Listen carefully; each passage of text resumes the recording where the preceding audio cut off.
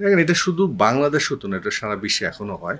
হলিউডে হয়, ক্লিন স্টুইটের মতন অভিনেতারা 75 ইয়ার্স ওল্ডেও তারা দাপিয়ে বেড়েছে, অভিনয় করছে। আমাদের আশেপাশের দেশগুলোতেও যারা সিনিয়র অ্যাক্টর অ্যাক্ট্রেস রয়েছেন তারা কিন্তু দাপিয়ে অভিনয় করছেন, কম্বাইন্ড অভিনয় করছেন।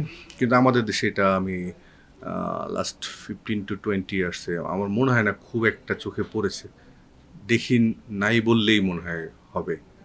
এটা একটা পজিটিভ দিকে আমি মনে করি যে আমাদের দেশে যারা ছবির সাথে সম্পৃক্ত তারা অত্যন্ত গুণী মানের, যে তারা নতুন নতুন শিল্পীদের জন্ম দিচ্ছেন, তারা পুরনোর উপর ভরসা করতে পারছেন না বা ভরসা করেনও না। তারা মনে করেন রাস্তা থেকে ধরে এনে শিল্পী বানিয়ে ফেলতে পারছেন, সেই ক্যাপাবিলিটি তাদের আছে। একদিন এক ভদ্রলোকের সাথে দেখা হলো, বয়স 555। জিজ্ঞেস করলো, আমি জিজ্ঞেস করলাম কথা হচ্ছে না ভাই, আমার খুব শখ অভিনয় করার।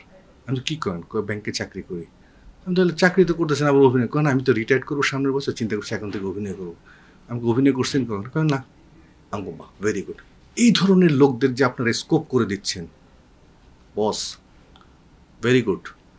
বিশাল কর্মসংস্থানের ব্যবস্থা হচ্ছে। এবং আগে একটা কথা বলতো, অনেকেই বলতো যে রাস্তার থেকে ধরে এনে শিল্পী বানিয়েছি। আপনারা এটা প্রমাণ করে দিলেন যে আসলে রাস্তায় অনেক ভালো ভালো মেধাশীল লোক পাওয়া যায়, যাদেরকে একটু ভালো নার্সিং করলে ভালো শিল্পী হওয়া যায়, সুপারস্টার হওয়া যায়। আমি পর্দার এবং পর্দার বাইরের দুটা মিলিয়ে আমি শাবনূর সম্পর্কে একটা কথা বলতে পারি। বাংলাদেশের স্বাধীনতার পর থেকে এ যাবৎকালে এবং ভবিষ্যতে কবে আসবে জানি না, শাবনূরের মতন এত ফাইন টিউইন অ্যাক্ট্রেস আমরা খুব একটা পেয়েছি বলে আমার মনে হয় না। অসাধারণ মাপের একটি অভিনেত্রী।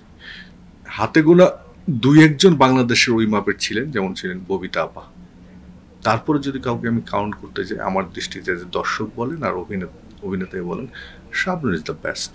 হয়তো অভিনয় করার কোনো স্বাচ্ছন্দ্যের ব্যাপার না, তা আমরা যখন অভিনয় করি তখন ওই ক্যারেক্টারের সাথে ক্যারেক্টারটা ফুটায় তোলার চেষ্টা করি। সো যারা অ্যাক্ট্রেস থাকে তারাও কিন্তু চেষ্টা করে তাদের ওই ক্যারেক্টারটাকে ফুটাই তোলার। হ্যাঁ, তা আমরা দুজনে মিলে যতটুকু বেস্ট চেষ্টা করি, এখানে স্বাচ্ছন্দ্য বোধ করার কিছু নেই। আমি অলওয়েজ মনে করতাম ওই ক্যারেক্টারটাই অভিনয় করছি, সো ওই ধরনের যে কার সাথে কমফোর্ট ফিল, কার সাথে কমফোর্ট নেই, এই ধরনের কোনো রকম ছিল না আমার, একদমই নেই।